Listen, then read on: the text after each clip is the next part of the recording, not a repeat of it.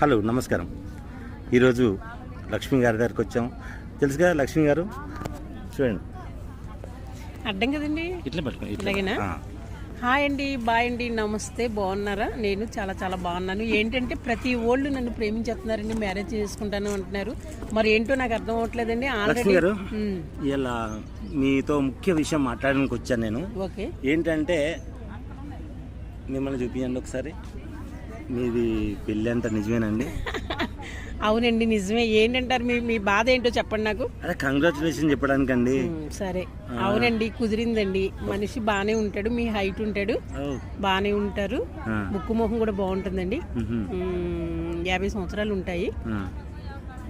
అదండి, అంతే. ఏడ్చి వాళ్ళు ఏడుతున్నారు, నవ్వి వాళ్ళు నవ్వుతున్నారండి. నవ్వి వాళ్ళు అందరూ కూడా ఫ్యామిలీ అంతా నిండు నూరేళ్ళు ఆయువారోగ్యాలతో బాగుండాలని నేను కోరుకుంటున్నాను. ఏడ్చి వాళ్ళని అంతే వదిలేస్తాను.